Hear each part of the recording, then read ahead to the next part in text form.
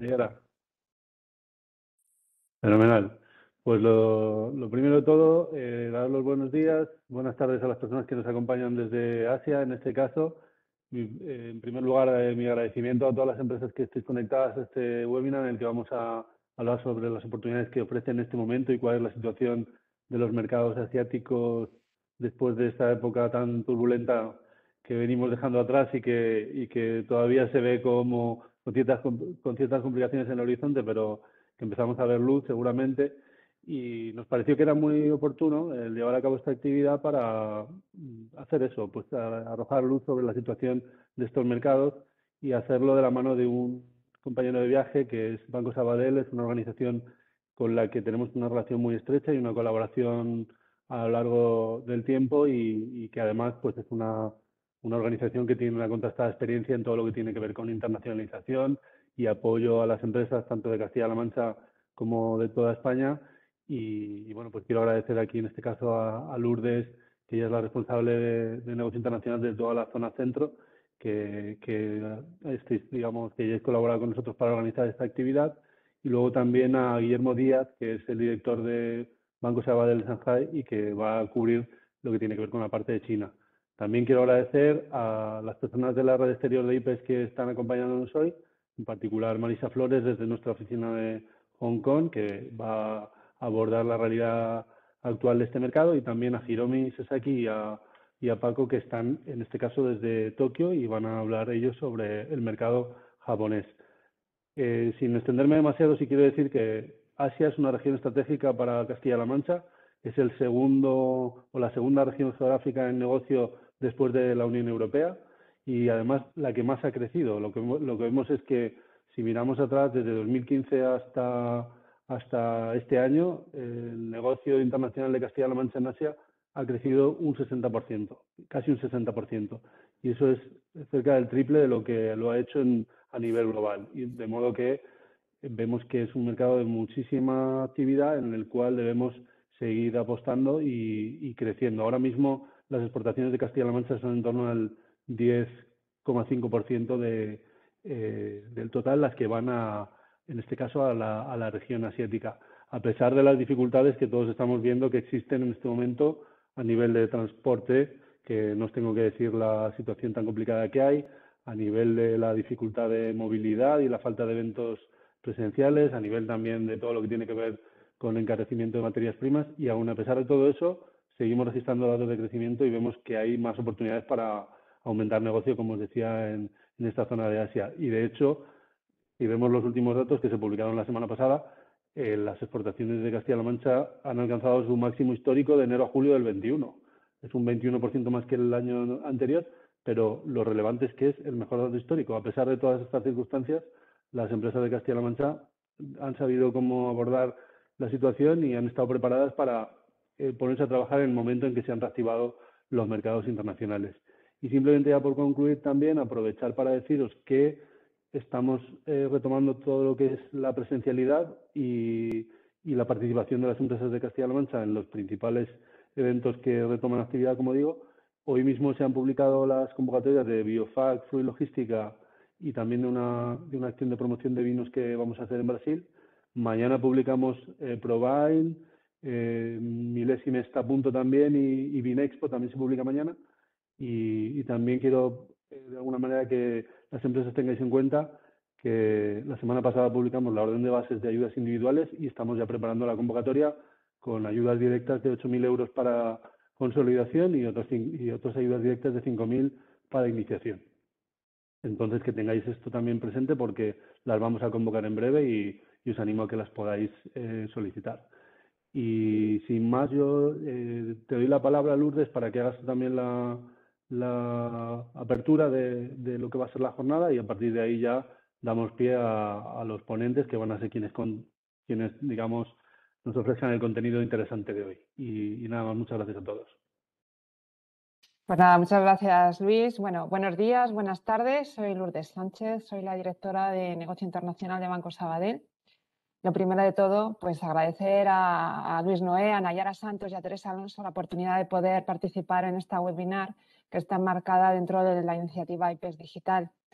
Banco Sabadell fue el primer banco español en abrir una oficina de representación en China.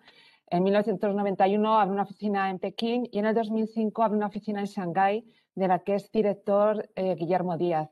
Guillermo Díaz tiene una dilatada vida profesional en China, con 11 años en Hong Kong y más de 16 en Shanghái, y es un gran conocedor de este país y de su situación actual. Desde Banco Sabadell queremos poner a su disposición nuestro conocimiento y experiencia en todos los productos financieros que les puede dar mayor seguridad en sus cobros y pagos, como son el crédito documentario o la garantía. Y somos un banco de referencia en este tipo de productos. Guillermo, sé que se tiene que ir pronto porque si no pierde su vuelo a China. Si queda alguna pregunta que quede pendiente de contestar, yo voy a dejar mis datos de contacto y cuando acabe este webinar no tendré ningún inconveniente en contestarlas. Bien, yo en el mismo webinar, o si no soy capaz, porque es una pregunta que corresponde a Guillermo, se las trasladaré a él y les pasaré contestación a las mismas. Y ya le paso la palabra a Guillermo. Gracias a todos.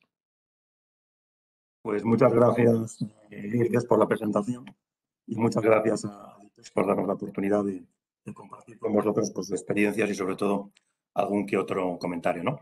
Y también a los asistentes. Aquí, sin más dilación, como decía Lourdes, estoy un poco con premura de tiempo. Vamos a empezar a hablar de China. Con este título que hemos puesto, La incógnita, que responde a un estado de ánimo, ¿no? China ahora mismo está como otras muchas economías en una especie de encrucijada. Esto efectivamente está afectando a la región, a toda la región asiática y al mundo en general. Entonces, lo que se trata es de ver un poco cómo China, en este nuevo escenario que nos plantea el COVID, nos va a afectar, ya sea para inversión, para exportación o para importación de este país, ¿no? Muy simple el plan que quiero desarrollar con vosotros aquí. Contexto, que nos diga un momento, el momento en que estamos, qué está pasando ahora mismo. Obligatorio es también hablar de la operativa financiera, que es donde nosotros, Banco Sabadell, se desenvuelve. Plantear un poco cuáles son las consecuencias de lo que está pasando y compartir un poco con vosotros lo que es el modelo de Banco Sabadell. En cuanto al contexto, ahí tenéis un poco la fotografía que seguro que muchos ya conocéis. Se trata de ver lo que es realmente China hoy en día. Y China hoy en día pues es la segunda economía más grande del mundo. Es el primer exportador. Está entre los 3 primeros importadores también, porque tiene un gran mercado. Y ese mercado se debe a que tiene la población más numerosa de todo el planeta. Económicamente es un país que ha evolucionado muy bien desde hace ya varias décadas. Ahí tenéis un poco el gráfico de su crecimiento económico, creciendo incluso en el año pasado, donde fue, yo creo, la única economía de relevancia que llegó a crecer en positivo, ¿no? Y esta situación, digamos, de holgura económica, es lo que hace que financieramente las agencias de calificación pues lleven dando a China una nota bastante elevada, con lo cual tenemos un país que es un buen mercado, que es una economía de crecimiento y que además, financieramente hablando, pues tiene el reconocimiento de las agencias de rating. Para España, para nosotros, ¿qué supone esto? Bueno, pues supone 2 cosas muy importantes. Una, que China se ha convertido en el segundo proveedor de España y que además es el 8º cliente. Y dentro de lo que es el 8º cliente, lo que merece mucho la pena señalar, como decía además esto Luis hace un poco, pues es que el crecimiento de la relación con China es realmente exponencialmente vertiginoso. Y, como no podría ser de otra manera, menciono un poquitín qué es lo que tenemos en esta fotografía con el paisaje nuevo que nos dicta el COVID, ¿no? Pues decir que China lo que pretende es tener una situación de COVID cero. Hay un grupo de países que ha decidido que su objetivo es que no haya COVID en absoluto. Y en ese sentido, pues China ha establecido una serie de medidas muy restrictivas, algunas de ellas, que van desde el cierre de fronteras hasta un control externo por parte de sus consulados a los viajeros que van a China, que hace que esa prioridad de COVID cero, bueno, pues no compagine bien con otras prioridades que tenemos en otros países que, digamos, son de cierta más liberalidad, ¿no? Y luego también, pues, comentaros que en esa tesitura de cerrajón que tiene China, China no se encuentra incómoda. China se encuentra cómoda porque ha descubierto que a través de este sistema de tantas restricciones se está potenciando de una manera natural el mercado interior chino a través del consumo. Esto nos plantea, evidentemente, una serie de fortalezas que tenemos que tener en cuenta cuando estamos hablando de China y también, evidentemente, lo que es el correlativo, ciertas debilidades, ¿no? Como decíamos antes, un país tan grande tiene un mercado interno en crecimiento muy interesante para nuestros productos. Hay una apertura financiera al exterior progresiva, también se da porque, como mencionábamos, al tener una calificación cada vez mejor, China, sus empresas, las públicas y las privadas, cuando van desembarcando en otros mercados, les es más fácil el conseguir créditos localmente. Hay una serie de oportunidades que también van a tener en correlativo una serie también de problemas o de problemáticas en lo relativo al sector servicios, porque unas veces está más controlado y otras veces menos controlado. Y luego, pues tenemos que tener en cuenta que todo lo que tenga que ver con la sostenibilidad, la energía, el desarrollo, la innovación, es algo que gusta a la administración china en contraposición con todo lo que sea contaminar o producir con bajo valor añadido, ¿no? Y en cuanto a las debilidades, pues aparte de deciros que es un país que ahora mismo se encuentra con un cierto cuestionamiento en cuanto a lo que es su política de natalidad. Sabéis que China durante varias décadas impuso a la población la política del hijo único y esto está ocasionando que hay un envejecimiento de la población que preocupa y bastante a la administración, y también es un país que al crecer de esta manera tan sumamente rápida y con esta magnitud ha creado ciertas dificultades a través de lo que es que otros países también grandes se hayan sentido cómodos, y esto ha generado una serie de tensiones geopolíticas, especialmente con Estados Unidos, pero no solamente con Estados Unidos, y esto dictamina bastante lo que es desde China, cómo se ven países amigos, enemigos en sus relaciones comerciales. Hay que tener en cuenta también, como decía previamente, que China es un país en el que el producir por producir o el exportar por exportar va siendo más cuestionado, y de lo que se va tratando en estos momentos es de ser un país que avance tecnológicamente y que ponga el énfasis en la innovación, en el desarrollo y en la transferencia de tecnología.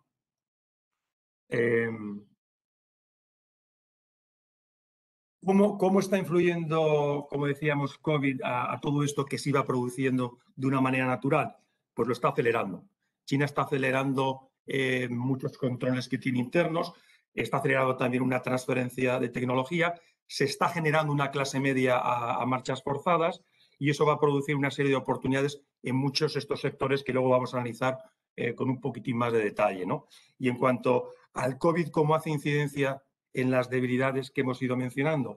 Bueno, para empezar, hay una queja por parte de la comunidad internacional, y es el hablar, bueno, pues de un elevado intervencionismo por parte de lo que es la administración, si cabía más. Porque, claro, estamos hablando de un país que tiene, a través de sus cuerpos reguladores, un gran control de la actividad comercial y económica del mercado, ¿no? Existe un elevado endeudamiento que luego también vamos a intentar aclarar un poco más.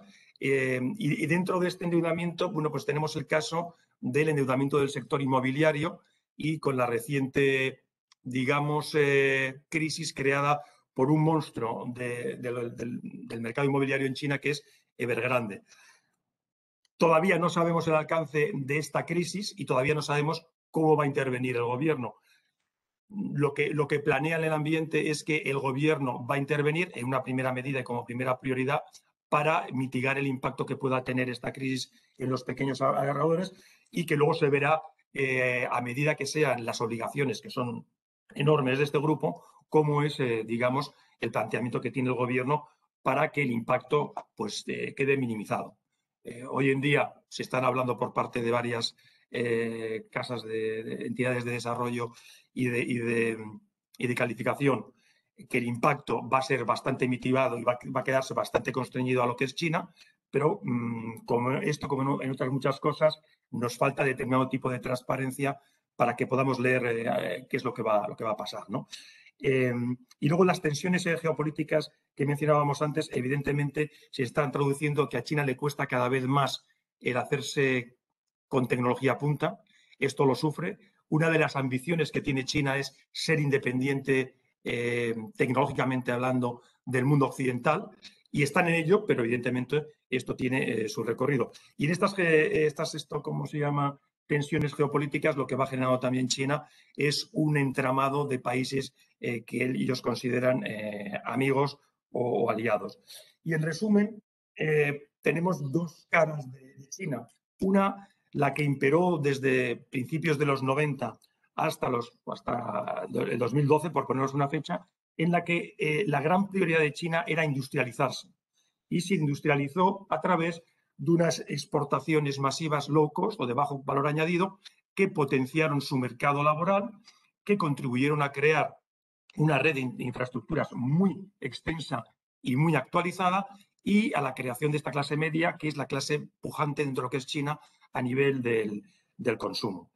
Hoy en día, a partir de 2012, vemos que China ha decidido dar un giro a su modelo económico con un aterrizaje en suavidad, poniendo más énfasis en lo que es el desarrollo ecológico. Sabemos que el desarrollo industrial salvaje que se dio en China en los años 90 pues tuvo un impacto muy negativo en el terreno medioambiental. Por lo tanto, el desarrollo ecológico es una prioridad hoy en día de la administración china. También potenciar todo lo que sea investigación y desarrollo, todo lo que sea innovación, todo lo que sea diseño, todo lo que sea sector servicios, una modernización de la industria, y todo esto lo que está generando evidentemente en China pues es una serie de retos que dan origen también a oportunidades. Y más abajo, bueno, pues veremos o estamos viendo lo que son las relaciones de España comerciales en cuanto a exportaciones e importaciones con Asia, que estamos viendo que evidentemente el continente asiático se está posicionando como un continente importantísimo para España, tanto en lo que es los aprovisionamientos como como cliente, y también en la inversión. Y un elemento aparte, pero que merece la pena que mencionemos para que nos familiaricemos también cómo funciona la economía china, es el explicar un poco brevemente lo que es el sector público y el sector privado. Evidentemente, hace unas décadas, hace 30, casi 40 años, el sector público era el que lo dominaba todo, el sector privado casi ni existía, pero a raíz de una serie de aperturas y de liberalizaciones que se van dando en la vida económica china, se va produciendo un surgir de empresas privadas, de empresarios chinos con mucha ambición, con mucho dinamismo, y que da origen hoy en día a que China tenga ya, dentro de lo que son las 500 empresas más grandes del mundo, pues lo que ellos llaman campeones, es decir, en varios sectores, empresas chinas privadas que son importantísimas y potentísimas. Y dentro de esta coexistencia del sector público y el sector privado, pues cabe mencionar que el sector público está dejando de ser competitivo y está siendo ahora mismo objeto de un debate dentro y fuera del partido. Dentro del partido porque a nivel de lo que es la cartera de economía, se está planteando la viabilidad de estas empresas públicas, y fuera del partido porque incluso en escuelas de negocio y en universidades existe el mismo planteamiento. Y el planteamiento es el siguiente: muchas de estas empresas públicas, que son enormes, están funcionando meramente gracias a las subvenciones del gobierno. Incluso en la prensa escrita en China se les denomina como empresas zombies, porque si no fuera por estas subvenciones sería muy difícil que siguieran funcionando. Sin embargo, dentro del gobierno existe, digamos, un debate abierto con determinado tipo de ministros que abogan porque se intente una viabilidad, intentando ver si hay un atractivo para la inversión extranjera que traiga también una gestión diferente y fuera de China que ayude a la viabilidad de estas empresas, y que si no, se termine con el programa de subvenciones. Y por otro lado, existe otra visión dentro del propio gobierno que lidera el propio presidente del país, en la cual se habla de la diferencia en funcionalidad de diversas empresas. Y se categoriza empresas por su, digamos, objetivo, por su fin. Y en este sentido, hay empresas públicas que pueden dar beneficios a su objetivo, y hay empresas públicas que lo que dan es trabajo. y mientras den trabajo deben ser mantenidas a través de estas subvenciones por parte del gobierno. Y esta coexistencia entre empresas públicas y empresas privadas ha vivido su luna de miel hace algunos años, pero hoy en día esa luna de miel parece estar en entredicho porque el propio gobierno no se siente del todo cómodo con estas empresas privadas. Y no se siente cómodo por su protagonismo, porque han avanzado muchísimo en muchos mercados internacionales y porque hasta cierto punto incluso escapan al control del gobierno en diferentes reguladores. Y como sabemos, pues en China, evidentemente, hay que aprender y hay que poner en práctica la convivencia con los reguladores, porque si no, la disyuntiva que nos queda son las sanciones. Y ahí he puesto varios ejemplos de empresas que son digamos, muy de vanguardia, muy dinámicas, con muy buena imagen, como son Wanda, Fosun, presentes en nuestros mercados, Alibaba, Tencent, Didi, y las pongo estas precisamente aquí porque estas empresas que son realmente campeones y empresas de primer orden han sufrido en sus propias carnes las sanciones del gobierno chino. En segundo lugar, me gustaría compartir con vosotros qué está pasando con la operativa financiera en China. Y para ello me gustaría simplemente daros unas pequeñas pinceladas sobre cómo está hoy en día el sistema financiero. El sistema financiero en China está prácticamente gobernado por 5 grandes bancos que tienen su conexión con el gobierno a través del capital. Estos 5 bancos grandes son el Bank of China, el China Construction Bank, el Bank of Communications, el Industrial Commercial Bank of China y el Agricultural Bank of China. Estos bancos han sido los bancos que más han dominado en las últimas décadas lo que es el panorama financiero del país y además han gozado del apoyo, de un apoyo indiscriminado por parte del gobierno. Sin embargo, a partir de hace unos 20 años, el gobierno central instruye a los gobiernos provinciales para que, si no han creado, creen sus bancos a nivel de la ciudad o a nivel de la provincia y crean los City o los Provincial Banks y les anima a que estos bancos tengan más relevancia. En ese momento también la banca grande china, estos 5 bancos que hemos mencionado, pues inician una expansión internacional tremenda en todos los continentes, ya sea estableciendo oficinas de representación, ya sea con sucursales o incluso comprando bancos locales. Y los bancos extranjeros en China continúan invirtiendo cantidades ingentes porque el potencial es tremendo. Pero lo que pasa es que esta ecuación termina siempre resolviéndose a favor de los 5 grandes, porque la competencia con ellos es tremendamente complicada, no solamente para estos provincial city banks, sino también para los bancos internacionales que hoy operan en China. Y como mencionábamos antes, un problema también que merece ser tenido en cuenta es el de la deuda. A cuantificar hoy día la deuda en China es una tarea complicadísima porque atendemos no solamente a los datos que nos da el Banco Central o el gobierno chino, sino también a los datos que nos da el Fondo Monetario Internacional, el Banco Mundial, la Unión Europea, determinado tipo de bancos de inversión, etcétera, etcétera. Y lo primero que vemos es que estos datos no coinciden.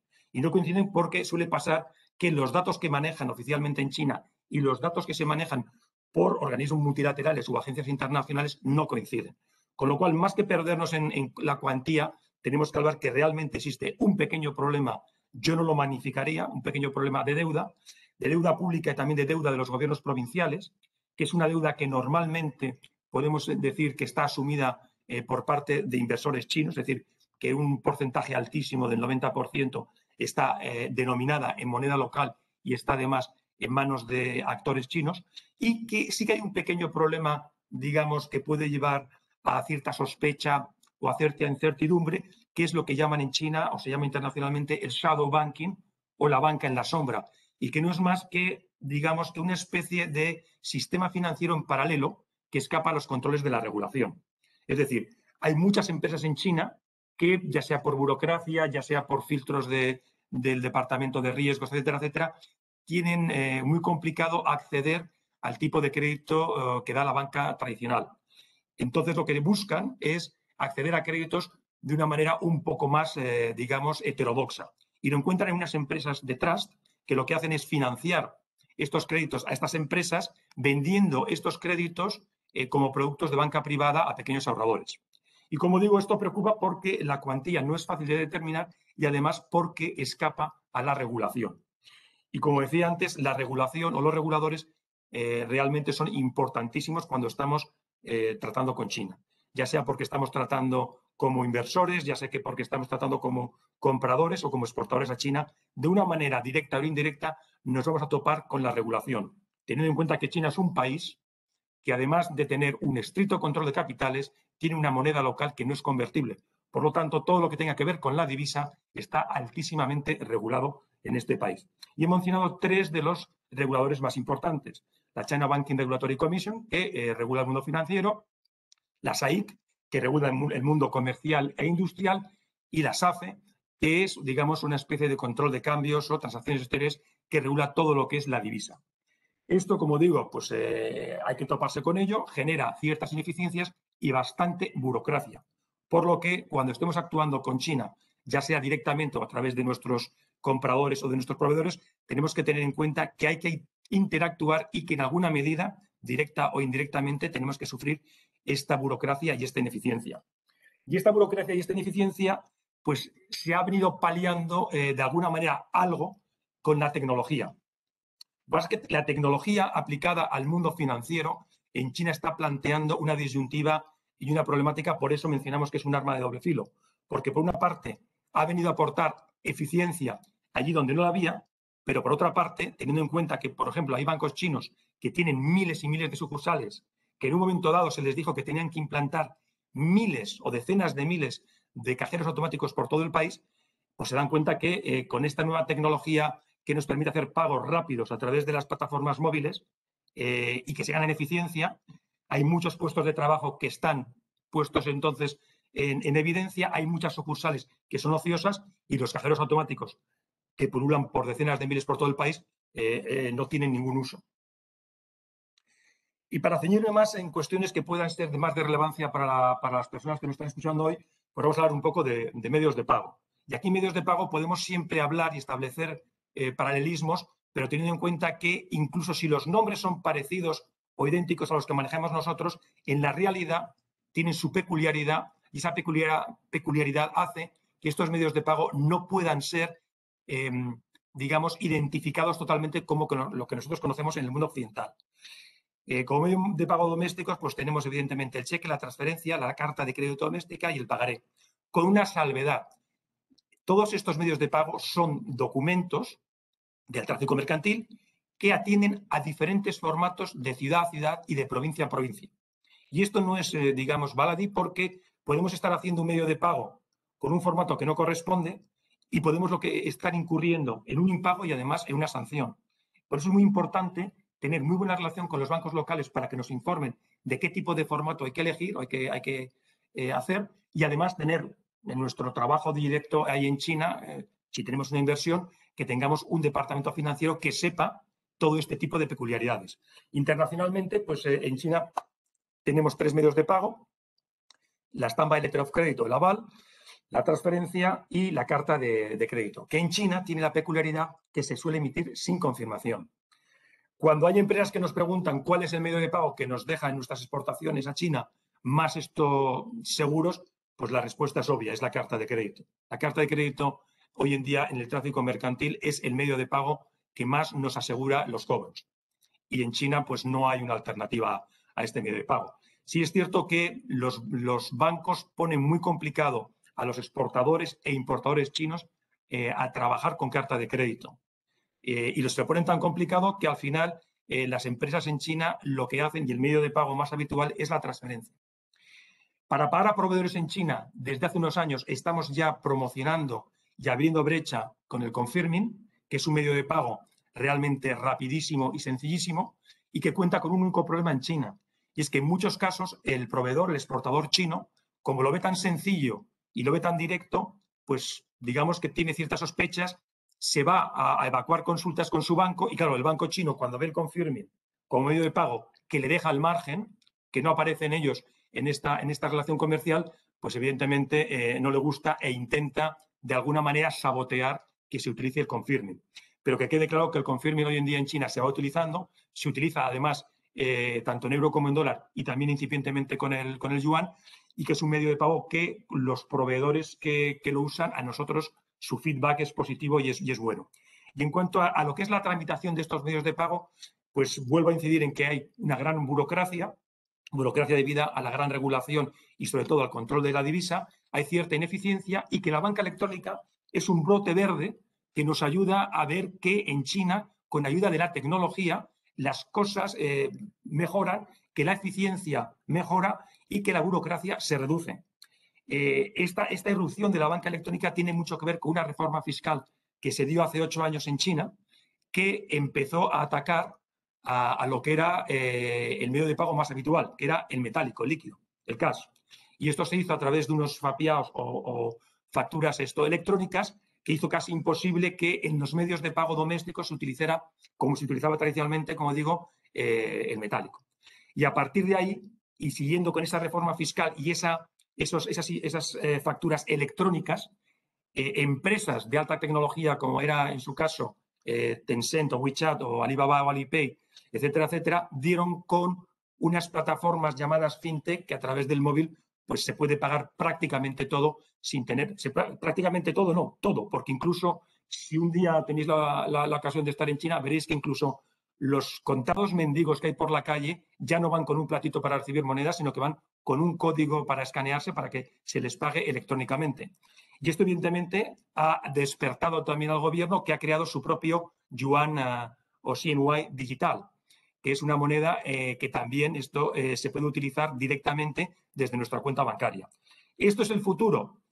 Pues parece que es presente y futuro, pero yo no me arriesgaría a decir un futuro así a las claras, porque en cualquier momento la gran banca china, que como digo, tiene de capital del gobierno, puede hacer una protesta ante cualquier regulador y este campo tan abierto para que florezcan estos fintech puede verse reducido regulatoriamente hablando. Y por último, me gustaría comentar con vosotros consecuencias de todo lo que vamos diciendo, ¿no? El impacto del COVID está ahí. Ese impacto va a potenciar que haya más regulación y más intervención por la administración. Ese impacto va a agravar la guerra comercial y la guerra tecnológica. Vamos a ver que China se va a ir enrocando más en sí misma. Sin embargo, China es un país que sigue siendo atractivo para la inversión, siendo el primero o el segundo coetáneamente con Estados Unidos en cuanto a lo que es inversión extranjera directa. Sigue siendo un país que consideramos con un sistema financiero y bancario sólido y en el que el mercado interior, el consumo doméstico, ha explotado de una manera interesantísima para nuestras exportaciones. Y en lo negativo, pues que evidentemente con tanta barrera y con tanta burocracia vamos a ver que se incrementan los costes. Hemos visto que los costes de los fletes con China se han triplicado, con lo cual hay que tener en cuenta que esto es un factor que nos va a afectar muy directamente en nuestras importaciones o en nuestras exportaciones a este país. Tenemos que también ver que allí donde no había barreras van a haber barreras. Por ejemplo, hace un par de semanas salió la noticia de la desautorización por parte del gobierno chino a determinado tipo de mataderos de porcino de España. Esa noticia no la hemos podido contrastar ni verificar ni reconfirmar ni con la autoridad competente en China ni con la Consejería de Agricultura de la Embajada de España en Pekín. Entonces pueden ser rumores que los gobiernos locales lancen y pongan de manifiesto para reducir las importaciones de porcino, porque la cabaña de porcino en China se ha recuperado durante este año y, por lo tanto, ese tipo de acuerdos internacionales los quieren poner un poco en el congelador, pero todo este tipo de barreras, de desventajas, va a ocasionar muchísimas contradicciones y en muchos casos no van a ser posibles de ser corroborados esto oficialmente. Y evidentemente hay que tener en cuenta que China podemos verla como una amenaza o como una oportunidad. Depende de cómo tengamos nosotros esto a China como objetivo. Sectores de poco futuro, evidentemente tenemos que decir que aquello que sea contaminante, que no aporte nada de valor añadido, que no produzca una innovación, una transferencia de tecnología, que sea producir por lo barato, etcétera, etcétera, va a verse desplazado a otras regiones de Asia, a otros países. Esto ya no interesa a China. Y por contrapartida, lo que sí interesa en China pues son cosas que tengan una transferencia de tecnología de la que se puedan aprovechar, haya una innovación, haya un valor añadido, haya un salto cualitativo, se aporte valor. Los sectores médico, paramédico, farmacéutico, de calidad de vida, de salud, van a ser muy potenciados y van a tener un largo recorrido ahora mismo en China, lo mismo que las energías limpias o renovables. Evidentemente, todo lo que sea agroalimentación, va a tener esto muchísimo protagonismo en China porque los chinos empiezan a descubrir productos extranjeros que no tienen ellos allí, que no producen, que no tienen competencia y que son de gran aceptación. Muchos productos de Castilla-La Mancha ya se venden y se van a vender más. Evidentemente hay un sector que tiene muchísimo futuro, muchísimo potencial, pero ahora mismo no podemos hablar del que es el turismo, tanto en exportación de turistas hacia China como importación de turistas chinos. Y China va a seguir siendo la fábrica del mundo, no solamente para seguir exportando, sino también para vender en China, porque el consumidor chino también demanda productos que se fabrican en China. Y por último, compartir con todos vosotros el modelo Banco Sabadell. Como ha mencionado Lourdes al principio, pues fuimos el primer banco que abrió una oficina en China en el año 91, que complementamos en el 2005 con la oficina de Shanghái. Tenéis ahí los datos de las dos oficinas y de los directores. ¿Qué estamos haciendo en China? Tenemos una buenísima relación con la banca china, donde tenemos corresponsales desde hace muchísimos años. Somos un banco muy conocido y muy reconocido y esto lo solemos poner al servicio de nuestras empresas porque lidiar con la banca china no suele ser tarea fácil, pero al venir de la mano de Banco Sabadell las cosas terminan suavizándose y mejorando.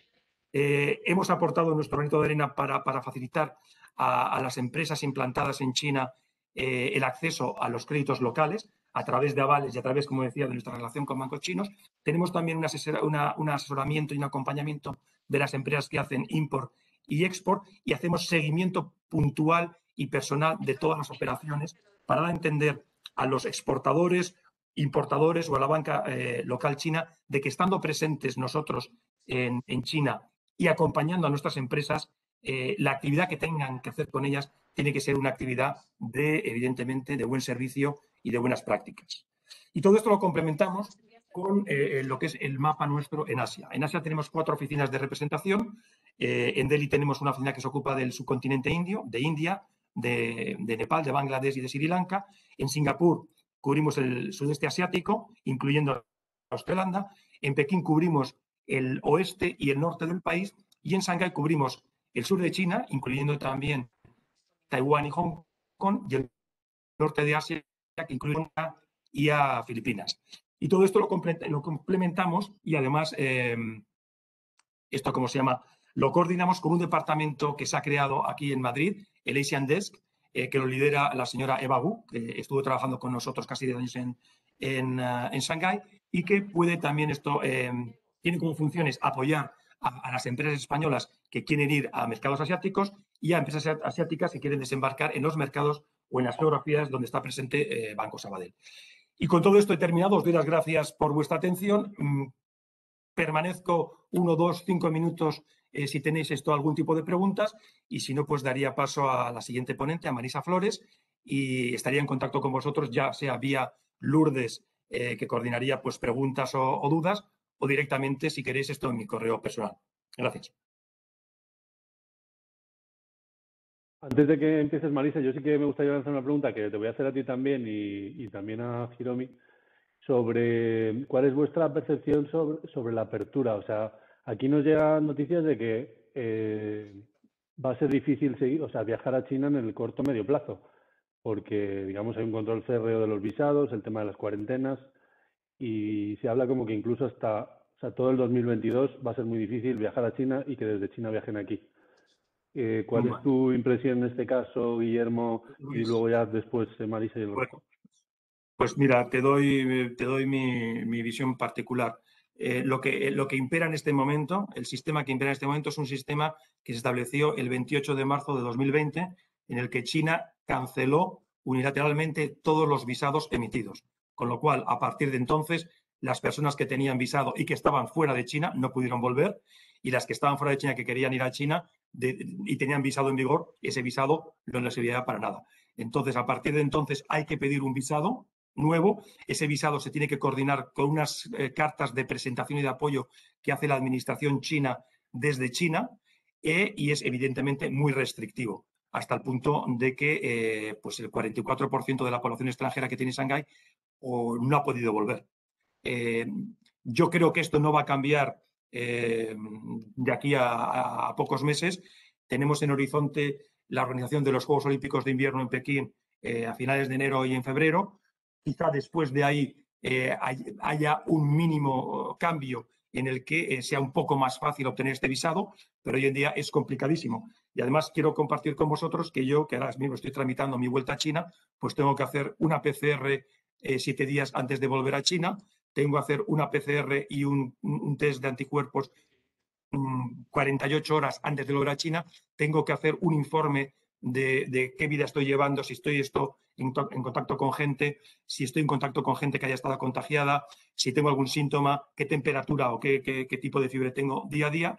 Y todo esto con los certificados de vacunación, someterlo el mismo día que voy a volar, es decir, yo vuelo el 4 por la noche, pues el 4 durante el día, y esperar que el consulado chino me autorice mediante un código QR verde de aceptación al viaje, de autorización al viaje.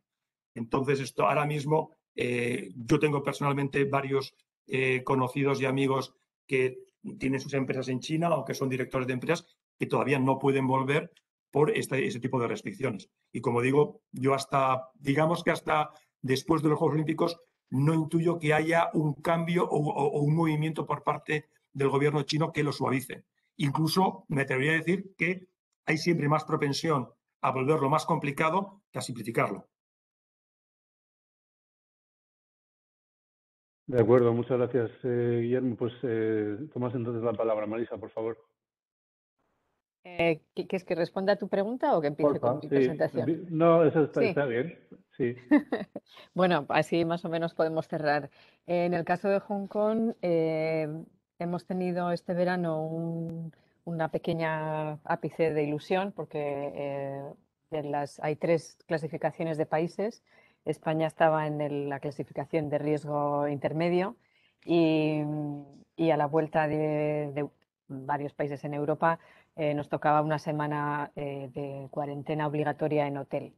Pero debido, bueno, pues a las incidencias en Europa, casi todos los países europeos han pasado al grupo A, que significa 3 semanas de hotel obligatoria al regreso a Hong Kong. Si no estás vacunado no entras y si no eres residente de Hong Kong tampoco. Entonces, ahora se rumorea que quizás España podría pasar al grupo B, que es el grupo de riesgo medio, pero aún así serían 2 semanas de cuarentena. Entonces, nosotros a corto plazo, esta es la situación. Aquí van más o menos cada 2 semanas actualizando las restricciones de viaje, pero no vemos, esta semana, el día 1 de octubre es el Día Nacional de China. Se rumorea que quizás están negociando pues, alguna entrada, sobre todo al sur de China, a Shenzhen, a la provincia de Cantón, pero de momento, a grandes rasgos, no vemos que pueda viajar empresarios desde Europa en los próximos meses por la restricción de la cuarentena. Sí que hay un acuerdo con China que se llama Return Home Permit, donde hay residentes de Hong Kong que piden un permiso especial para al regresar de China no tener que hacer cuarentena. Bueno, de China y de otros países, pero son números reducidos y se aplica pues, a ciertos sectores económicos. Entonces, la verdad es que la situación en este momento, pues en otros países asiáticos en los que cubrimos las gestiones para IPEX, la situación es similar. Quizás la única excepción en estos momentos es Singapur, que está adoptando la política de convivir con el virus y hablan es decir, si estás vacunado, llegas y tu test PCR es negativa, no harías cuarentena. Pero bueno, lo están lanzando ahora. Pero en general todos los países asiáticos, con excepción de Singapur, están en la política de casos cero y en algunos países y en otros de contención al máximo, con lo cual de momento las cuarentenas son obligatorias.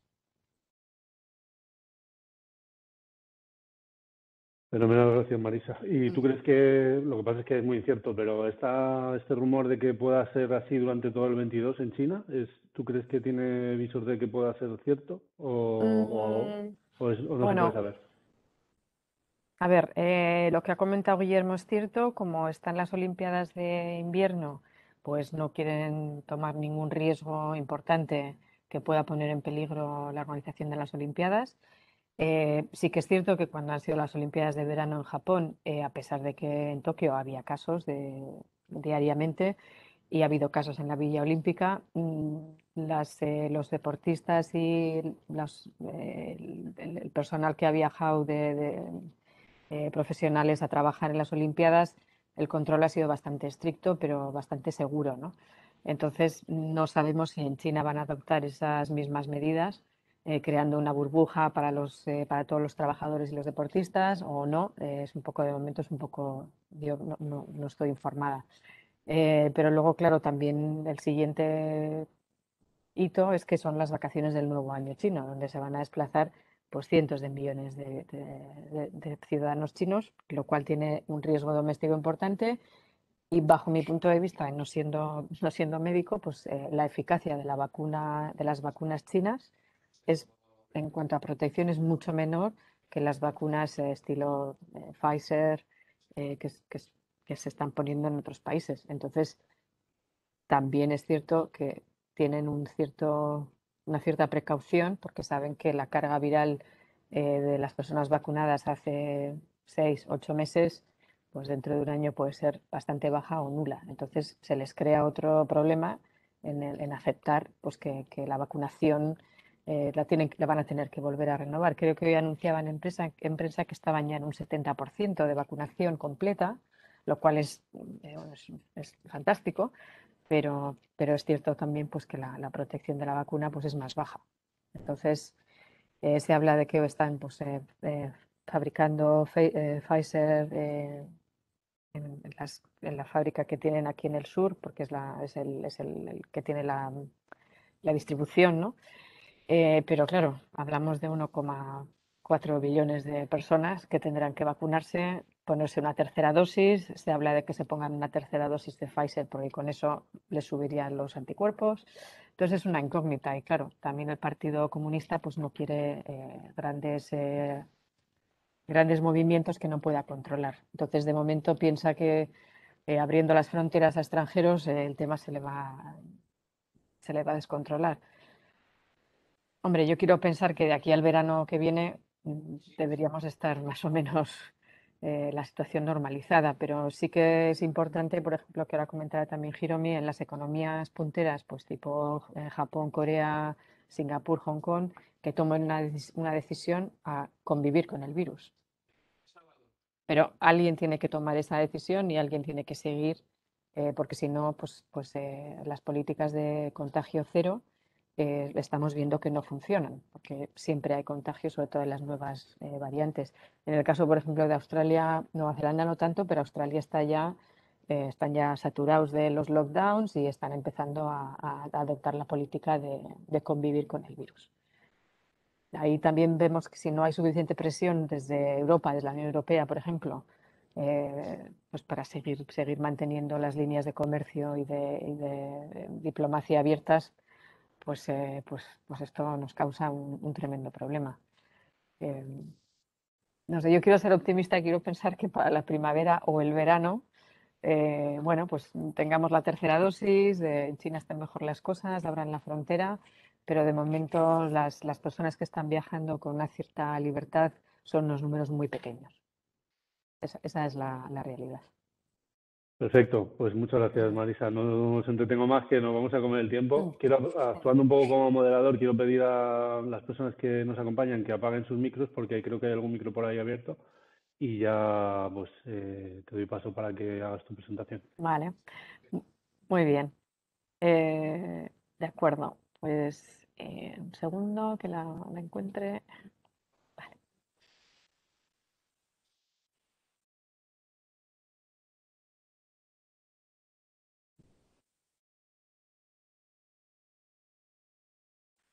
Bueno, pues yo voy a ser un poco menos financiera que Guillermo y más cercana sobre todo a las empresas que nos están escuchando en la presentación, que he visto bastantes conocidos dentro de los asistentes y os saludo a todos.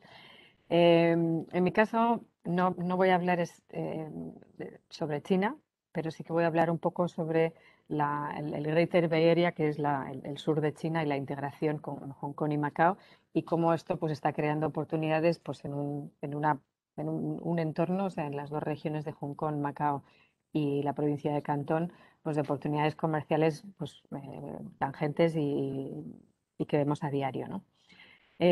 Os voy a presentar, yo creo que brevemente, nuestras oficinas tanto en Hong Kong como en Shanghai, donde llevamos la representación de IPEX desde hace pues, más de una década. Estamos trabajando el plan de internacionalización en todos los sectores, sobre todo alimentación, vinos y bebidas, bienes de consumo industriales. Estamos trabajando también con turismo, que a pesar de que pueda sonar un poco extraño en estos momentos, las ferias de turismo del sector turístico siguen funcionando, lógicamente sin presencia extranjera, pero el sector de las ferias se ha adaptado bastante bien a los formatos híbridos y mixtos, ¿no?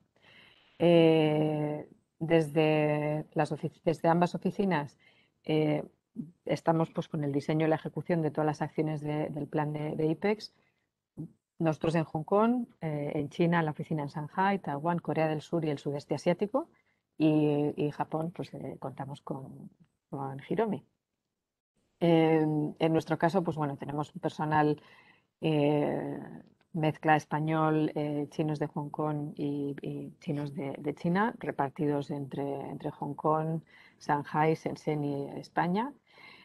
Os pongo, bueno, pues esto parece un poco distante porque algunas de las fotos son del 2019, pero bueno, es el objetivo, ¿no? El poder volver a estar en ferias internacionales en Asia con una presencia pues lo más amplia posible, ¿no?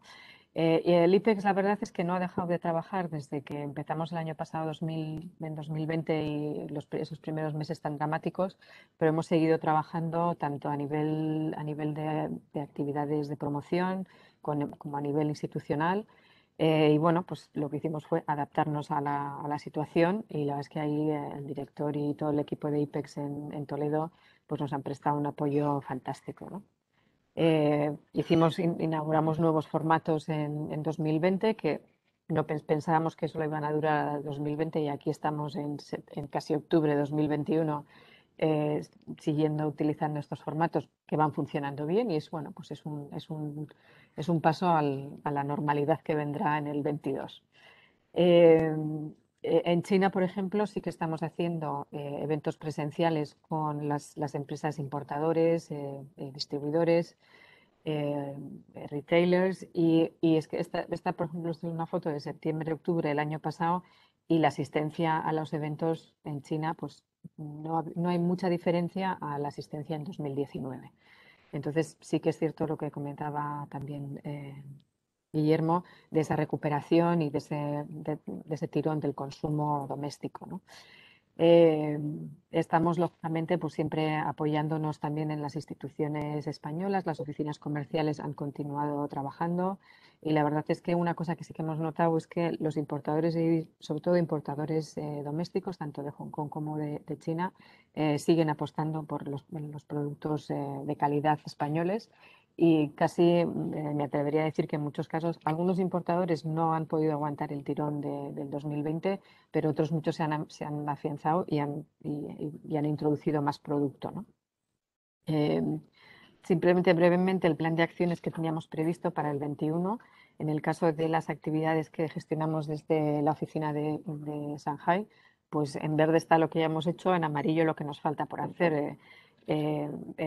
Quizás una de las acciones más llamativas por el tamaño de empresas que participaron fue la iniciativa del Castilla-La Mancha Wine Life, que hicimos en Guangzhou y también en Hong Kong, donde participaron 40 empresas de Castilla-La Mancha del sector vino.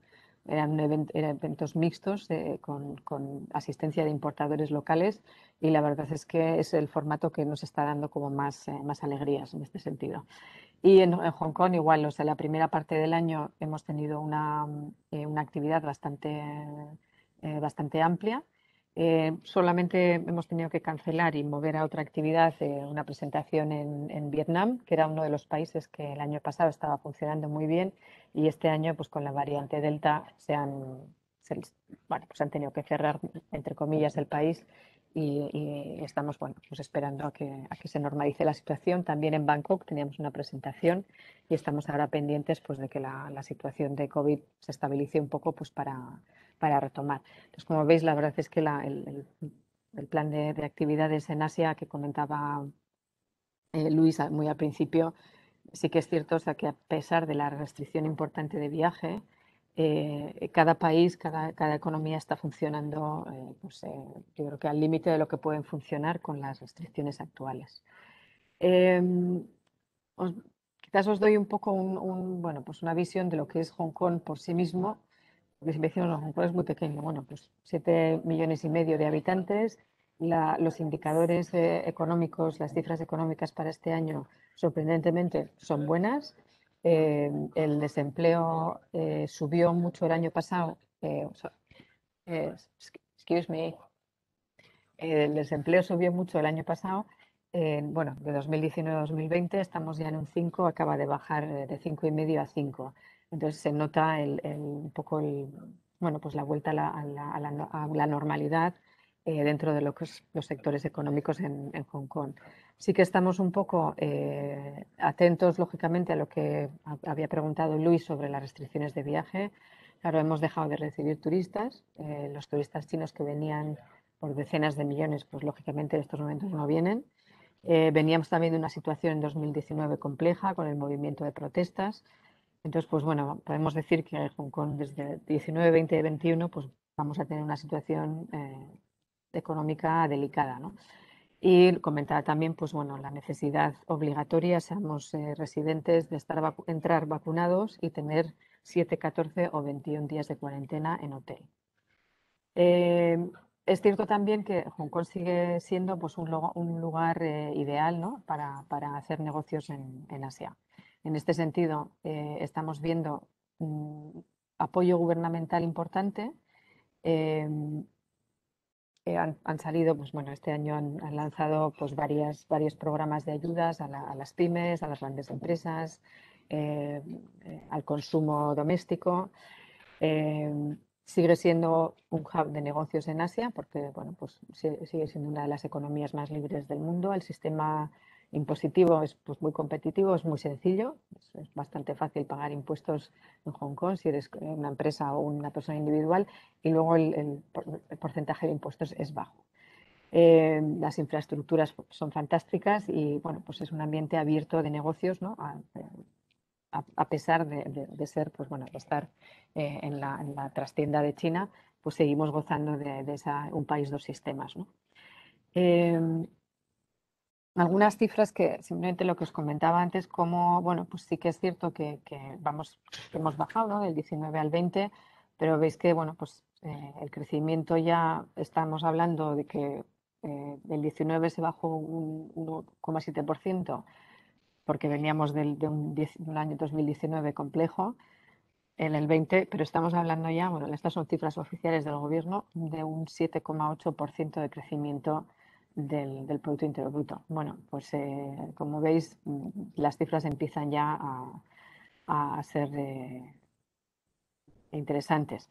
Pero claro, también vemos el número de visitantes, que en el 2019 estamos sobre 55, 56, 57 millones. Claro, en el 20, 3,6. Y en lo que va de año, pues veis aquí que es como 0,03. Bueno, muy, muy pequeño. Entonces, claro, esto para un país, una región como Hong Kong, pues es muy, muy conflictivo, ¿no? Pero bueno, quería simplemente también compartir algunos datos económicos para que también nos centremos en el futuro, ¿no? que nos puede esperar desde el punto de vista de oportunidades comerciales. Hablábamos del crecimiento del Producto Interior Bruto. Vemos, pues bueno, estamos siempre ahí, pues 3, 2, 4, la gran caída del 19, el desastre, y ahora estamos ya en una fase de recuperación. Es importante, pues bueno, estas son cifras hasta junio, pero sí que es cierto que bueno, pues la economía china va bien, por lo tanto la de Hong Kong también va a ir bien. En cuanto a la composición, aquí el consumo mayoritariamente es consumo privado. El aspecto gubernamental es relativamente pequeño, como veis un 60 y un 12. Con lo cual, pues bueno, las medidas del gobierno son importantes, pero realmente la economía en Hong Kong la mueve el consumo privado.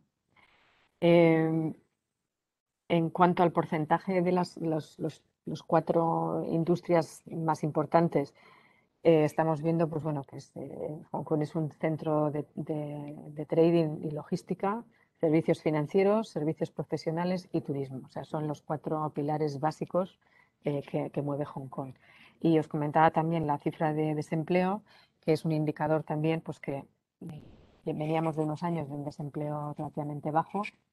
2020, sobre todo todos los sectores de alimentación, bebidas, de restauración, hoteles, servicios, lógicamente, pues pincharon de manera importante, pero se empieza a notar este 0,8 se nota en el que ya pues es difícil contratar a personal y hay un gran movimiento de personas, ¿no? en Hong Kong.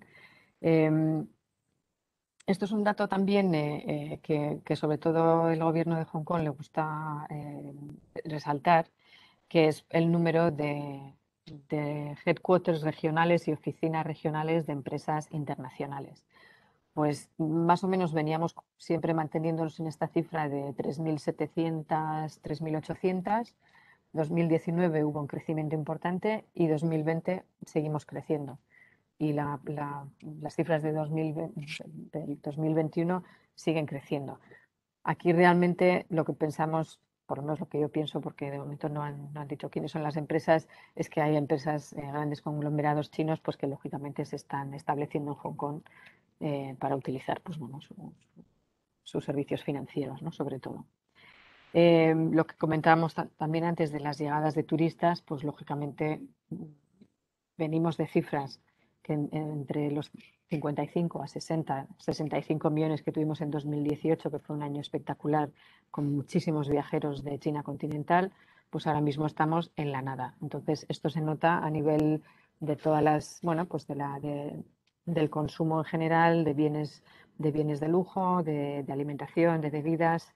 Los hoteles, pues la carga hotelera ha descendido notablemente. Las compañías aéreas pues son sectores que están en una situación pues, bueno, pues muy dramática, ¿no? Y lo que comentábamos, pues las ventas en retail, pues lo mismo. Se empiezan a recuperar, el gobierno ha dado ahora también, dio una ayuda el año pasado y ahora ha dado un equivalente a unos 550, 600 euros por ciudadano mayor de edad para gastar en retail. Entonces, pues bueno, este impulso económico pues se está notando un poquito, ¿no? Ahora en estos últimos meses. Empresas que tienen su headquarter regional, oficinas de representación, pues aquí vemos Estados Unidos, Japón y Mainland China y UK, vamos a ir, o sea, son los 4 grandes países que están con una presencia muy importante, junto con Alemania y Francia. Entonces, pues bueno, el gobierno lo que quiere es seguir manteniendo esta presencia, ¿no? Como hub internacional. Y en cuanto a las líneas de negocio, pues lógicamente esta parte amarilla que vemos aquí, pues es import-export, trade, wholesale y retail. Es de lo que vive Hong Kong. Nosotros vivimos del comercio. Importación, exportación, reexportación de bienes, aunque ese papel también se queda más en China, pero sigue estando. Y con los servicios profesionales, tanto servicios de negocios y educación como servicios financieros y de banca, ¿no? Que serían los otros 2 grandes importantes. Y luego el transporte, quizás por ya la competencia pues, súper importante de los puertos chinos, de puertos de aguas profundas sobre todo, pues aunque el puerto de Hong Kong es un puerto pues, muy eficiente, muy eficaz, pero no nos cabe duda que tenemos unos vecinos también que se han puesto las pilas y tienen instalaciones fantásticas, ¿no?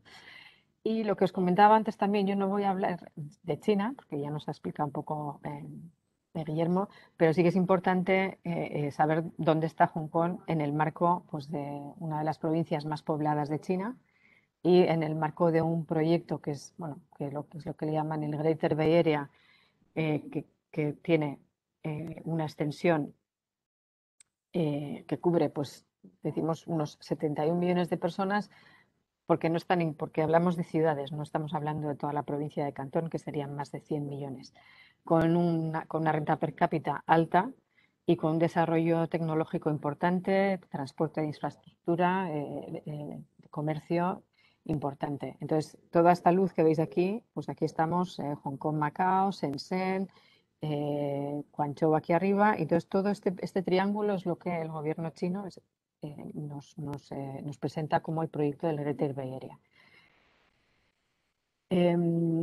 Comparándolo con otras grandes bahías, regiones de grandes bahías, como pueda ser pues, la de Tokio o el mismo norte de China o Shanghai, pues Greater Bay Area de Hong Kong, Macao y Cantón sigue, o sea, nos supera a todo esto, incluso a San Francisco, a Nueva York. Y las cifras, pues la verdad es que son, comparando con San Francisco, por ejemplo, pues estamos hablando de una población que se multiplica por 10, de un producto de un PIB súper importante, una renta per cápita muy alta. Lógicamente aquí estamos comparando con Estados Unidos, y una superficie muy importante. Entonces, ¿esto por qué es relevante? Pues porque ha forzado a Hong Kong a invertir junto con el gobierno chino en una mejora de todas las infraestructuras de conectividad, desde este puente, pues, que es uno de los puentes más largos del mundo que nos conecta con Macao y luego con Zhuhai, con la estación del tren de alta velocidad que ya nos conecta con el resto de China, y con más proyectos de infraestructura importantes que se van a ir terminando en estos años, con lo cual la conectividad de infraestructura pues es un punto muy importante que en estos momentos se ve dañado por lo que hablábamos antes de no poder viajar libremente, pues como viajábamos hace un año y medio.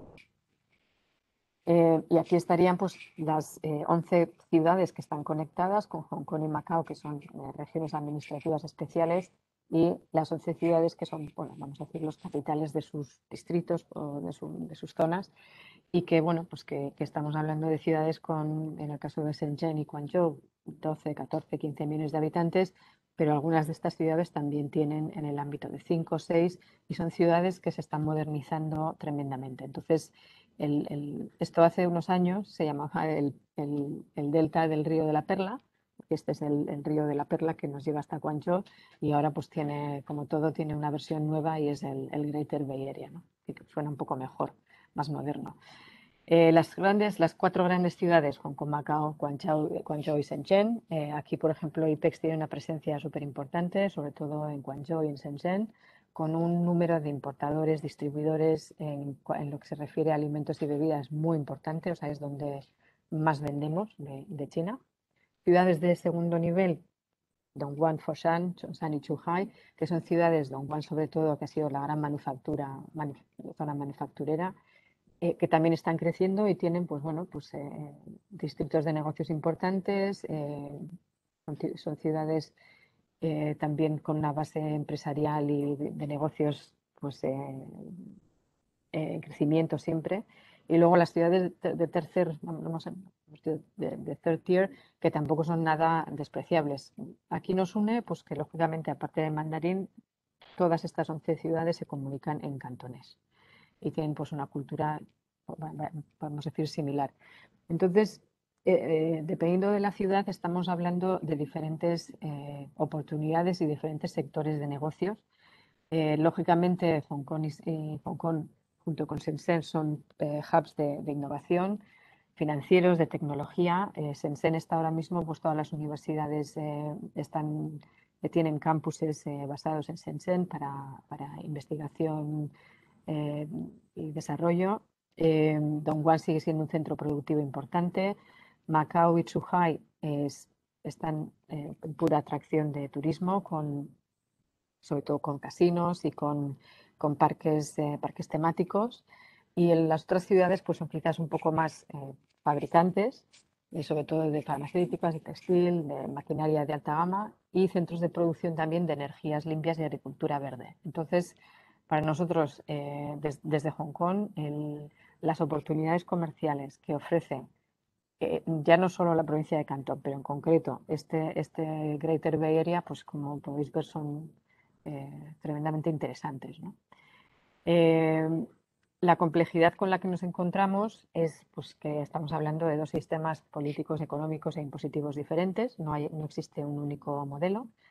Hay una atracción de mano de obra especializada internacional y nacional con la que estamos pues, bueno, compitiendo. La retención del talento pues, también son diferentes estrategias que se tienen tanto en Hong Kong como en la provincia de Cantón.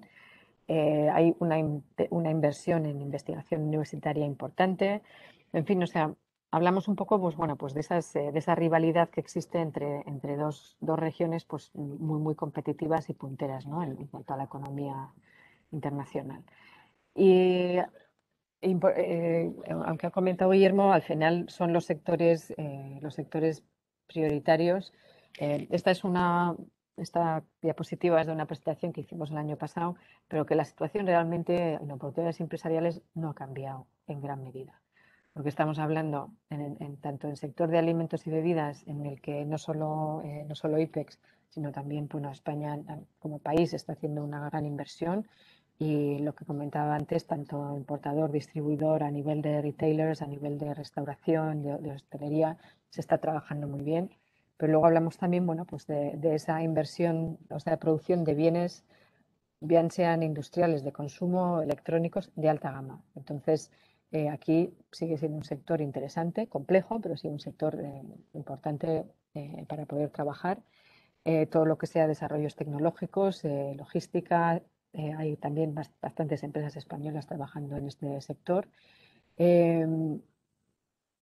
Eventos culturales, deportivos, de educación universitaria, al final son sectores que son prioritarios para cualquier economía y que en el caso tanto de Hong Kong como de sur de China, pues siguen siendo, pues, creo que muy importantes el tener una presencia y el que vean a Castilla-La Mancha y por inclusión a España como un socio de negocios pues fiable y que va a estar pues a medio o largo plazo, ¿no?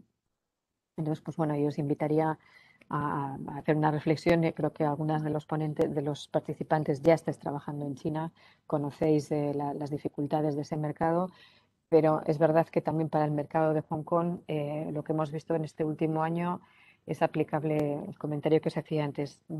Ha habido importadores, restaurantes que han cerrado, retailers pues, que han cerrado, ha habido bastante cierre, ¿no? de tiendas a pie de calle. Ha habido pues, una evolución hacia el comercio online en todos los productos. Pero ahora lo estamos viendo, pues bueno, un consumo interior muy importante. Como no podemos ir a ningún sitio, pues estamos consumiendo domésticamente, restaurantes están llenos, hoteles, la gente se va pues de fin de semana, un staycation, acaba de abrir un parque temático acuático importante, está también lleno. Entonces, pues bueno, esa demanda de todo el ocio que no se puede consumir saliendo fuera de Hong Kong se está consumiendo aquí. Comentábamos antes el encarecimiento del transporte, ¿no? por barco. Está carísimo, el de avión también, pero muchos de los productos de alta gama que se están consumiendo o productos de alimentación frescos o congelados están llegando por avión. Entonces, de momento, pues estamos viendo una recuperación y unas ganas pues, de volver a una cierta normalidad, de poder viajar y de poder bueno, pues, encontrarnos físicamente, ¿no? cara a cara y abandonar un poco el Zoom. Pero bueno, yo os lo dejo aquí, simplemente comentaros que, bueno, lo que os decía de las actividades de promoción que tenemos de aquí a final de año con Castilla-La Mancha son muchas, con una gran participación de empresas y pensamos que, bueno, pues a pesar de la distancia, pues sigue siendo, los mercados asiáticos siguen siendo unos mercados pues de suma importancia, ¿no? a medio y largo plazo para nuestra economía. Y bueno, pues yo paro aquí y como queráis, Gracias, si Marisa. alguien tiene algunas preguntas ahora y si no, bueno, pues yo ya cedo la palabra a Hiromi y espero al final. Muchas gracias. Muchas gracias, Marisa. Bueno, Luisa nos ha tenido que abandonar ya. Vamos con un poquito de retraso sobre lo previsto. Me comentaba Francisco que intentarán hacer una presentación un poquito más breve la que tenían preparada para no dilatar y ocupar el tiempo de los asistentes. Y luego, pues si al final del webinario abrimos el turno de preguntas si os parece y por supuesto siempre tienen la opción de escribirnos posteriormente. Así que doy paso a Hiromi y a Francisco.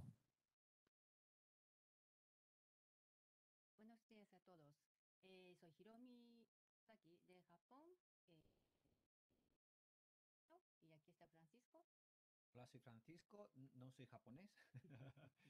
Llevo trabajando ya aquí también en la oficina de IPEX Japón como...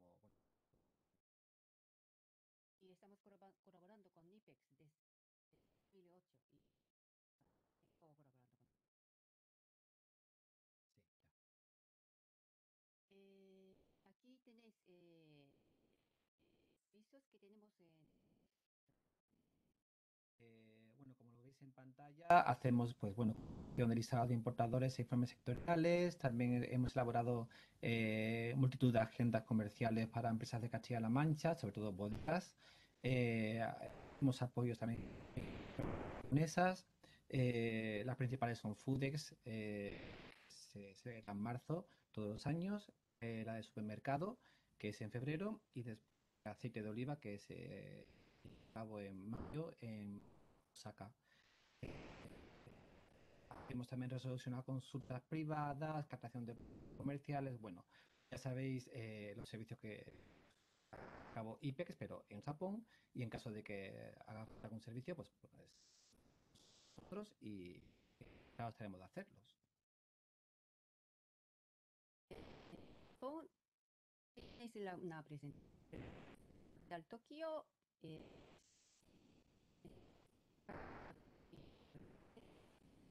Casi 3 veces al año. Tenemos algo más de...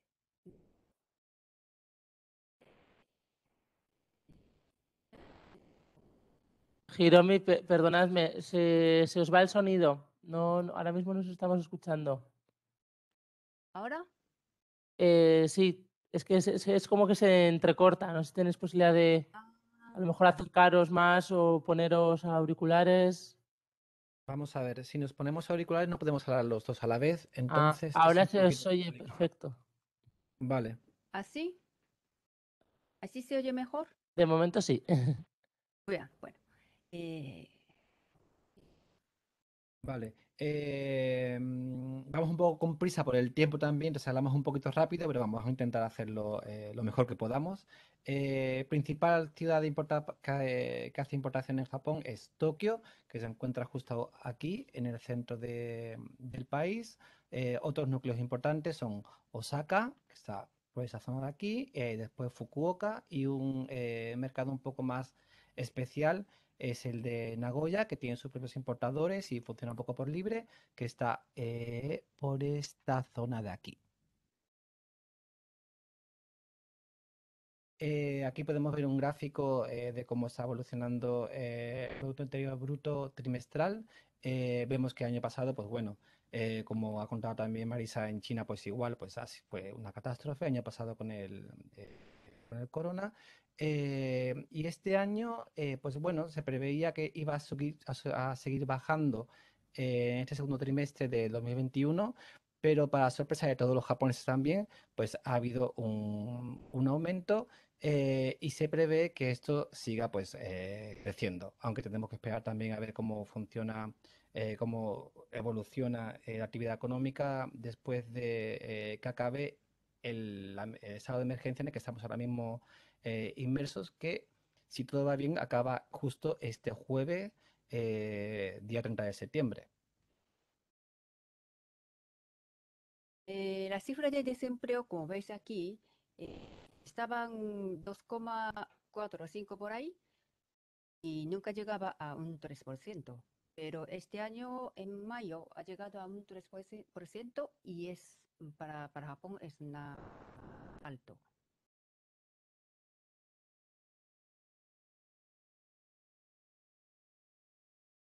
Y aquí podemos ver un gráfico del índice de actitud del consumidor. Vemos que el año pasado, en el 2020, el número 4 se refiere pues, al mes cuarto, que es el de abril. Vemos que en cuanto empezó el estado de emergencia aquí en Japón, que comenzó justo en abril de 2020, primer estado de emergencia, hubo un descenso del consumo y aunque va subiendo poco a poco, no llega a lo que son los niveles normales, que suele estar por esta altura más o menos, y esperamos que, bueno, después del estado de emergencia tercero en el que estamos ahora que termine, vuelva a los niveles anteriores.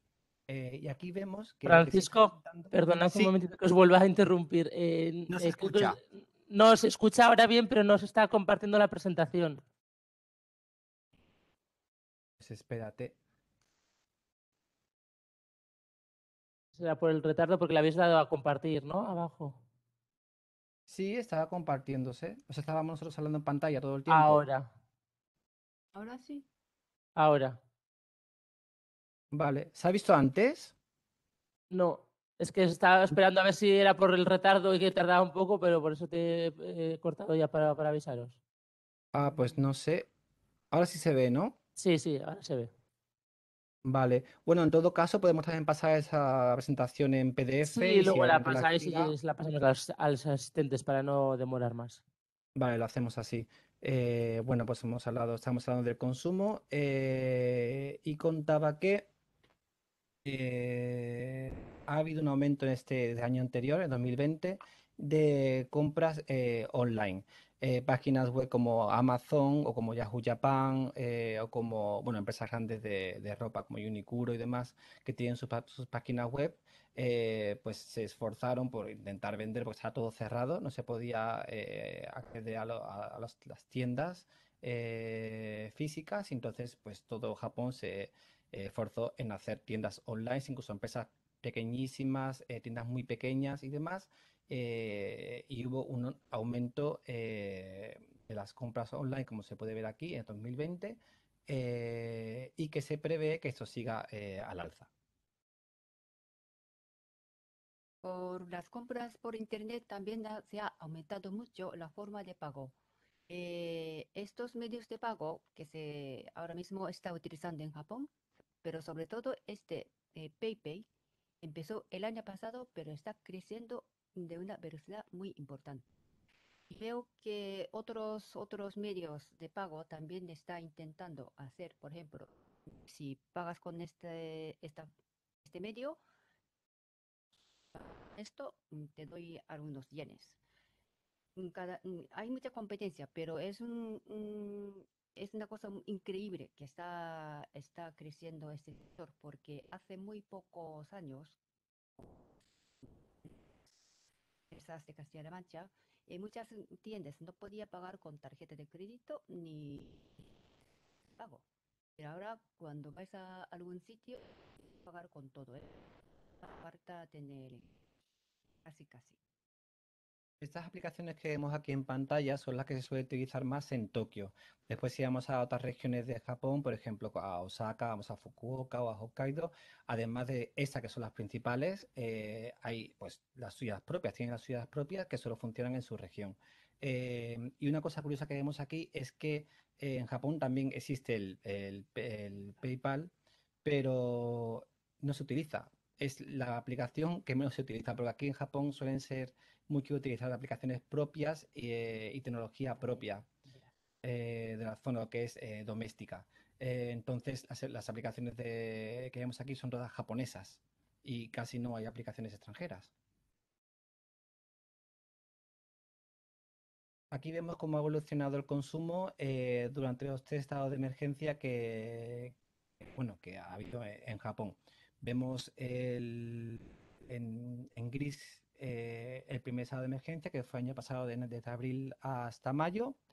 Vemos en, bueno, azul oscuro el segundo estado de emergencia, que fue desde enero a marzo de este año, y el tercero que está es en verde, indicado en verde, y que ha sido desde mayo a, esperamos, finales de septiembre de este año. Esperamos que no haya ninguna prórroga más. Y vemos que, bueno, todo, pues el consumo ha descendido, aunque sí vemos algún crecimiento, sobre todo la vivienda, porque hay mucha gente también que ha empezado a comprar casas, sobre todo fuera de Tokio, fuera de las ciudades, de grandes ciudades, alejándose un poco también, primero, de las zonas donde más peligro hay de contagio, y también un poco, pues, el amor también que tienen los japoneses a las zonas rurales y zonas verdes. Eh, Artículos también para casas, porque bueno, si estás en casa y no puedes salir, no puedes consumir fuera, pues lo que haces es, bueno, comprar muebles, comprar otros artículos que puedas usar, pues eso, en casa. Seguro médico, que eso justo en estos últimos meses ha subido bastante también por el miedo a contraer enfermedades y porque también había muchos hospitales que estaban bastante llenos y había un poco de miedo a sí, a contagiarte y no poder ir a un hospital, tener que quedarte en casa y no poder pues recibir primeros auxilios, que ha pasado en algunos casos. Y después también en educación, porque la gente, pues bueno, estando en casa, pues también aprovechan a estudiar de manera online, sobre todo idiomas.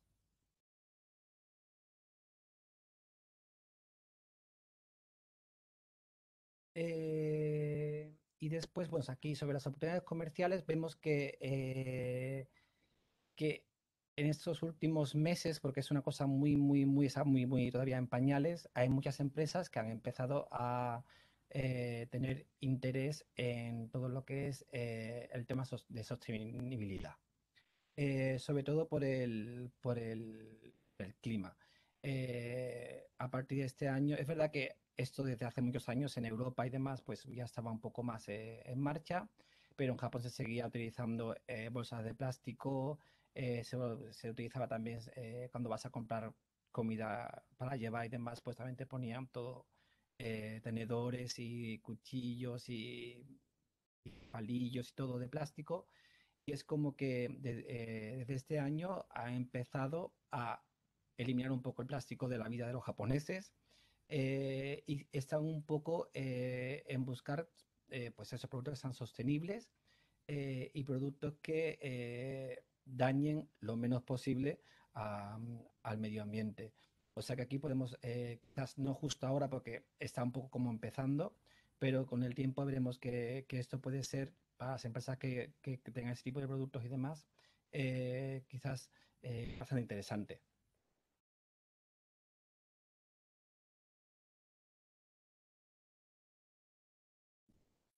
Vale. Y aquí vemos cuál es la demanda de productos españoles desde 2019 a 2020. Vemos que prácticamente en todos los productos pues, ha habido un descenso de... eso es la importación, pero bueno, se traduce como demanda de productos en Japón. Vemos que ha habido un descenso en productos como carne de cerdo, sobre todo blanco, que es el que más se importaba de Japón. También en productos bastante españoles como aceite de oliva, como el vino, vemos que hay un descenso de demanda, eh, debido también a que la gente, pues bueno, está en casa, no pueden ir a restaurantes y demás, y en casa, pues la gente no consume tanto vino, no consume aceite de oliva, suelen ser más en restaurantes pues especializados o restaurantes españoles. Vemos sí que ha habido un pequeño aumento en bolsos y accesorios de piel. Y después vemos que ha habido un aumento en automóviles, que es algo que hemos estado un poco mirando porque no sabíamos muy bien de dónde venía, y quizás son automóviles que están fabricados en España, pero que no son españoles, sino que son de fábricas japonesas o alemanas y demás. Y bueno, ese es el resumen de lo que hemos contado un poco. Es que Japón tiene una población superior a los 126 millones de habitantes, que tienen con una alta capacidad adquisitiva, lo que se traduce como un mercado bastante interesante para la exportación de las empresas españolas. Sin embargo, pues el consumo se ha visto afectado por la pandemia del COVID, como en todos los países, eh, y eso ha hecho que el consumo también pues, haya descendido. eh, Cambios que ha habido en el consumidor, además de que ha empezado a utilizar páginas web para comprar, que era algo que no se utilizaba mucho aquí en Japón, sobre todo las páginas web internacionales. Vemos también los cambios en los métodos de pagos, buscando aplicaciones que te den puntos y descuentos, y con las que se puedan comprar y pagar tanto online, o sea, por internet, o incluso en tiendas físicas. Los sectores menos afectados han sido los de la vivienda, los artículos domésticos, o sea, para casas, y la educación. Y hay un incipiente interés por los productos sostenibles, aunque como he contado antes está un poco en pañales y quizás pueda ser muy más interesante a partir del año próximo. La demanda de los productos españoles ha descendido durante la pandemia, pero bueno, yo creo que eso también se debe a que la importación, la gente, pues las empresas que importaban tenían stock, dejan de importar porque no pueden vender a tiendas, porque las tiendas no pueden vender porque están cerradas. Y entonces como que la demanda de productos españoles también se retrae, pero además también la importación. Pero se prevé que a partir del año que viene eso empiece a cambiar.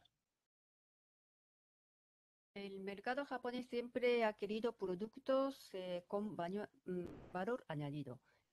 Estos momentos, productos con valor añadido ligados a sostenibilidad es bastante interesante. Esto quería comunicaros porque es un cambio hace muy pocos meses y la gente está teniendo más interés en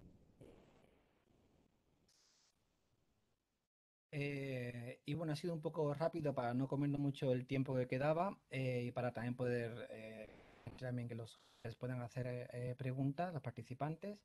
Y bueno, en caso de que queráis el PDF para poder verlo con tiempo y con tranquilidad, la podemos enviar por email.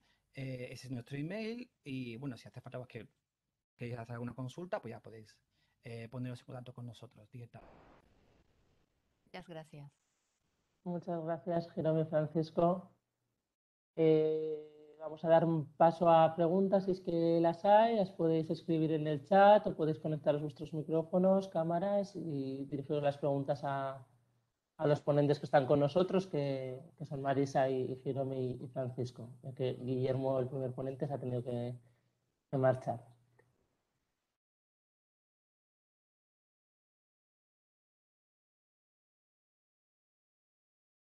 Bueno, pues parece que no hay ninguna pregunta. En cualquier caso, como sabéis, la mayoría sois asistentes habituales a nuestras jornadas. Esta jornada ha sido grabada y se compartirá la grabación junto con las presentaciones de cada uno de los ponentes y sus datos de contacto, o sea que podéis igualmente dirigir luego posteriormente las preguntas a los interesados. Pues como parece que no hay ninguna más, no sé si queréis decir algo, Lourdes, Marisa, o ya damos por finalizado la Bueno, jornada. muchas gracias a todos por la asistencia. Sí, por mi parte daros las gracias tanto a IPEX como al Banco Sabadell por reorganizar la jornada. Muy interesante también la ponencia de Guillermo y de Jerome y Francisco sobre, bueno, pues más el Sabadell sobre el aspecto quizás más financiero, ¿no?